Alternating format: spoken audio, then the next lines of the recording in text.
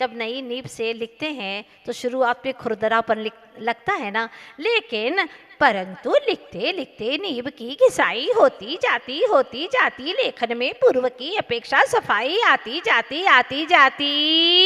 फिर तो लेखनी विचारों की सहजरा होती है और अंत अंत में जल में तैरती सी संवेदन करती है वही लेखनी बेटा। क्या बात कहते हैं आचार्य भगवान। शुरुआत में कठिन लगता है ना। उपवास किया था, शुरुआत में कैसा लगा था? 1-2 दिन थोड़ा लगा, फिर 3-4 दिन में थोड़ा हाँ कर सकते हैं। 5वें 6वें दिन कैसा लगा? नहीं अच्छा लग रहा। आज 7वां दिन है, कैसा लग रहा है? साता है, हाँ साता है, बिल्कुल है, अच्छा लग रहा है।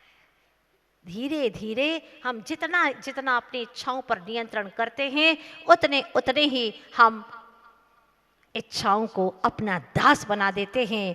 और अगर इच्छाओं को तुम सम्राट बना दोगे तो वो तुम्हें आहत कर देंगी। ज्ञान धारा में कहा है वो तुम्हें आहत कर देंगी, और इच्छाओं को तुमने आहत कर दिया तो वो तुम्हें सम्राट बना देगी। हाँ वो तुम्हें सम्राट बना देगी। तप होते हैं 12 हमारे जैनागम में। अगर बाह्य उपलब्धि की बात है तो सैनिक भी तप करते हैं, लेकिन उनको तपस्वी नहीं कहते हैं। वो तप नहीं है, अनशन करते हैं। कैसे करते? कई दिनों तक उनको भोजन नहीं मिलता, युद्ध में चले गए। कभी कभी ऐसे दिन निकलते हैं कि कई दिन लग जाते हैं युद्ध करते करते, भोजन नहीं मिलता। क्या है? अनशन कर लिया, पर उनका अनशन माना जाता है क्या? थोड़ा थोड़ा भोजन मिलता है, ऊनोदर कहते हैं। आप लोग भी करते हो ना ऊनोदर? हाँ करते तो हैं। हम एक गांव में पहुंचे थे बुंदेलखंड में, नाम नहीं बताएंगे। चातुर्मास चल रहा था तो एक महिला तो नहीं कह सकते हैं, लेकिन हाँ 25 साल की एक लड़की थी। उसने कहा माता जी आज हमारा 9वां उपवास है।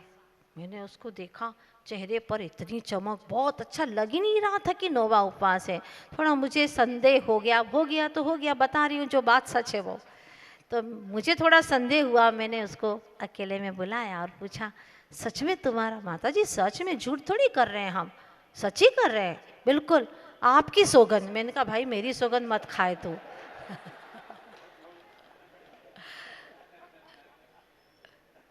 उसने कहा नहीं माता जी सच बता रहे, हमने उपवास किया है। फिर मैंने उसको धीरे से और पूछा, क्योंकि मुझे विश्वास नहीं हो रहा था।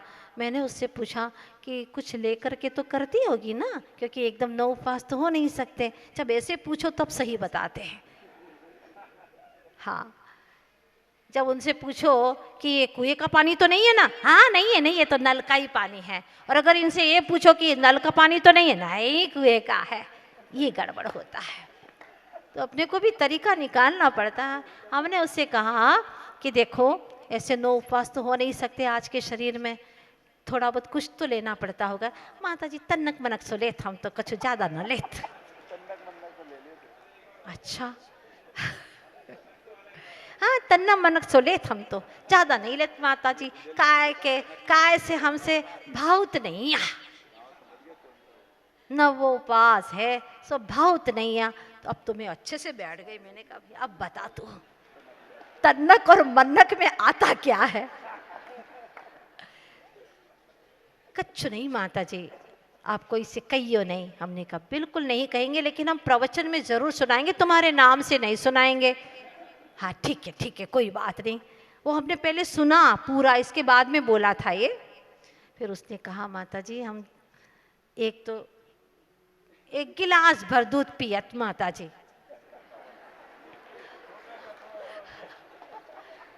ज्यादा कच्छ नहीं लेत, एक गिलास भर दूध पियत। फिर मैंने कहा और कछु लेत? कच्छ नहीं माता जी, काय से पेट में पचत नहीं आ, तो पौआ भर काजू किशमिश खात, पौआ भरी खाते। मुझे तो और दिलचस्पी लगी उसकी बातों में। मैंने कहा और कछु तनक बनक में क्या आता है बताओ? कच्छ नहीं माता जी, वो का मोड़ो मानत नहीं है, सो 1 दर्जन भर केला दे जात, वो भी स्वाहा हो जाते हैं, वो भी स्वाहा। फिर मैंने कहा कि और कोई चौथी चीज? कुछ नहीं माता जी, वो सेब भर ले थम, अकेलो सेब ले अकेलो। अब 12 तो केलो हो गया, केला तो 12 हो गया और अकेला सेब खा रही, कोई बात नहीं। सुन लिया आप लोगों ने? ये क्या है? उनोदर के नाम पर दूनोदर करते हैं। अनशन उनोदर। तीसरा है वृत्ति परिसंख्यान, व्रत परिसंख्यान। संकल्प करके जैसे साधु आहार लेते हैं, ऐसा मिलेगा तो लेंगे, लेकिन आपने तो बीच में ही बदल दिया। सैनिक लोगों को भी जो चाहे वो तो मिलता ही नहीं है, जो मिला है उसी से ही पेट भर लेते हैं। रस परित्याग, नीरस, नीरस भोजन वो उनको भी खाना पड़ता है। कहाँ सरस भोजन मिलता है? साधु तो करते ही हैं, लेकिन सैनिक लोगों को भी ये होता है। अनशन उनोदर, व्रत परिसंख्यान, रस परित्याग। फिर आता है विविक्त शय्यासन। उबड़ खाबड़ जमीनों पर सोना पड़ता है सैनिकों को। हाँ, ऐसी समतल धराएं रोज नहीं मिलती। तो क्या उनको आप तपस्वी कहेंगे? काय क्लेश, सर्दी गर्मी सब दुख सहना होता है। ये काय क्लेश को भी सहते हैं, लेकिन हम उन्हें तपस्वी नहीं कहते। गलती हो जाए तो उनके सेनापति द्वारा उनको दंड दिया जाता है, प्रायश्चित, विनय। सेनापति की आज्ञा का पालन करना होता है। विनय बहुत बड़ा तप है, सबसे बड़ा तप आचार्य जी ने कहा था, क्योंकि विनय का भाव मानी जीव को कभी आता ही नहीं। ऊपर से दिखावे से विनय कर भी लेगा, लेकिन विनय तप अंतरंग से होता है। देखो, न करे तो विनय मिथ्यात्व भी है, विनय नाम का तप भी है, और 16 कारण भावना में विनय संपन्नता नाम की एक भावना भी है, जिससे तीर्थंकर प्रकृति का बंध होता है। आपके हाथ में है च्वाइस। विनय मुख द्वारम, विनय मुक्ति का द्वार कहा गया है। सामने लोगों के, सासू जी आप कुछ मत करो, मैं हूं ना आपके लिए, आप तो बैठ जाओ। लेकिन सब गए, अपने कमरे में चली गई, बेचारी सवेरे से शाम तक लगी है। ये कोई विनय नहीं है। सामने दुनिया के उठना, खड़े हो जाना, और अंतरंग में उसके प्रति दुर्भावना भरी पड़ी है। ये विनय नहीं, उपचार विनय हमारे जीवन में अवश्य आना चाहिए, नहीं तो हमने क्या सीखा? 4 प्रकार की विनय है, ज्ञान विनय, दर्शन विनय, चारित्र विनय और उपचार विनय। तो प्रायश्चित विनय ये दूसरे नंबर का अंतरंग तप है। तीसरा है वैयावृत्य, आपस में सेवा का भाव हो। कितने उपवासी जीव हैं यहाँ पर, हम नहीं कर सकते, हम उन्हीं की थोड़ी सेवा कर लें, सौभाग्य होगा हमारा। उनके लिए थोड़ा स्थान दे दें, टिक करके बैठ जाओ आप, ये भी आपकी सेवा का भाव है। हाँ, सेवा का मतलब ये नहीं है कि आप इसलिए कर रहे हैं कि निश्चिन वैया वृत्य करैया सो नीचे भव नीर तरैया, हमको तो संसार समुद्र से पार होना है, इसलिए हम तो सेवा करेंगे चाहे कुछ भी हो जाए। गुरुजी ने एक बार दे दिया ये सबक सारे बच्चों को, कल सभी को सेवा, मानव सेवा करके आना है। अब एक विद्यार्थी सोच रहा था कि मैंने तो आज कुछ होमवर्क किया ही नहीं है। एक मोटी सी महिला इधर बैठी हुई थी, वहीं पर उसका घर था, बैठी हुई थी बेचारी। अब उसने कहा माँ जी चलो। बोले कहाँ चलूँ? तो रास्ता पार करना पड़ेगा आपको। तो उसको उठाने लगा, और मोटी थी, उठने ही नहीं, उठे ही नहीं उससे। तब उसके दूसरे विद्यार्थी को बुलाया, तुम भी आ जाओ, तुमने कर ली आज की मानव सेवा? बोले नहीं किए, चलो अपन दोनों उठा करके उस रास्ते पार करा देते हैं उसको। अब दोनों ने उसको पकड़ा, वो मना कह रही मेरा घर यहाँ, मुझे कहाँ ले जा रहे हो? नहीं, हम तो घसीट के भी ले जाएंगे, मानव सेवा करना मतलब करना है हमें। लेट पहुंचे। गुरुजी ने कहा इतनी देर क्यों हो गई? गुरुजी कल का होमवर्क कर रहे थे। क्या किया तुमने? हमने गुरुजी वो क्या एक महिला थी तो वो रास्ता पार कराया। तो इतनी लेट कैसे हो गए? क्या है गुरुजी, सच्ची बता रहे, वो पार करना नहीं चाहती थी, उसका घर वहीं था, तो फिर हमको तो होमवर्क करना ही था, इसलिए हम दोनों ने मिल करके घसीट करके करवा दिया। आचार्य जी सही कहते हैं, ठीक ठाक तो करते नहीं, ठोक ठाक के चले जाते। तो पहले वैयाव्रती करना सीखो। कैसे वैयाव्रती करना चाहिए सीखो पहले। वैयावृत्ति ऐसा होना चाहिए, वो जो चाहे वो चाहे मौन हो जाओ, ये भी वैयावृत्ति है। हम सामायिक में बैठ रहे हैं, आप शांति बनाए रखें, ये भी वैयावृत्ति। नहीं हम तो सामायिक में ही करके जाएंगे, आप करो सामायिक, हम अपने मोक्ष मार्ग को, हम अपने मोक्ष की तैयारी कर रहे हैं। और आप अगर आप कारण बन रहे हैं हमारे मोक्ष जाने में, तो आपको क्या बात है, आप अपनी सामायिक करो, हम आपको दबाएंगे और मोक्ष जाएंगे। तो मोक्ष जाओगे और हमारा क्या होगा, सामायिक में दबाओगे तो।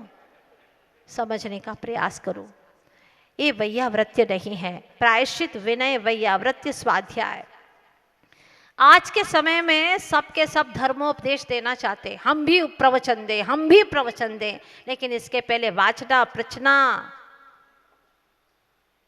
अनुप्रेक्षा, आमना, ये तो है ही नहीं, और सीधे धर्मोपदेश पर पहुंचना चाहते हैं। ये बिल्कुल गलत है। आचार्य जी कहते पहले वाचना करो, प्रचना करो, ज्ञान अर्जित करो, और जब तुमको ये हो जाए, अब मैं इतना योग्य हो चुका हूँ और गुरु आज्ञा दे, तो फिर तुम प्रवचन करो, उपदेश दो, स्वाध्याय। तो सैनिक भी तो रण कौशल का अभ्यास करते हैं, आपस में सेवा करते हैं, वैयावृत्य करते हैं, पर उनको हम तपस्वी नहीं कहते। प्रायश्चित, विनय, वैयावृत्य, स्वाध्याय, वित्सर्ग, घर का त्याग करना। घर का त्याग करके रहते हैं, वहाँ पर युद्ध में लड़ते रहते हैं, हम हमारे देश की रक्षा करने के लिए, और हम सुख चैन से यहाँ पर धर्म ध्यान कर रहे हैं। वो सब इनके कारण से, उनको भी छठवां हिस्सा मिलता है, क्योंकि हम निश्चिंतता से ध्यान कर रहे हैं, चिंतन कर रहे हैं, धर्म ध्यान कर रहे हैं। इससे कुछ हमें हासिल होने वाला नहीं है। जो तपश्चर्या से मिलता है सम्यक तप से, वो मिलने वाला नहीं है। आचार्य ने कुछ उदाहरण दिए इसके लिए, कि जो व्यक्ति संसार वर्धन के लिए इच्छाएं करता है और उनके लिए तपश्चरण करता है, तो उन्होंने उदाहरण दिया। पहला उदाहरण है, फटी हुई गुदड़ी है, पहले के समय में गुदड़ी चलती थी, फटी हुई गुदड़ी के लिए हीरे का हार तोड़ दिया उसने, और उस धागे से अब गुदड़ी को सिल रहा है। कैसा समझदार है बताओ। दूसरा उदाहरण दिया, झूठे बर्तन को मांजने के लिए चंदन की लकड़ी की राख बना रहा है, चंदन को जला रहा है। पूछा उसको, क्यों भैया, काहे को जला रहे हो? अरे झूठे बर्तन मांजूंगा नहीं तो, इसी राख से ही तो मांजूंगा। वाह, यह मूर्खता है। आगे इससे भी ना समझे तो और तीसरा उदाहरण दिया, कि जैसे वैडूर्य मणि की भगोनी है, काहे की? वैडूर्य मणि की भगोनी, और उसमें तिल की खली तपा रहा है।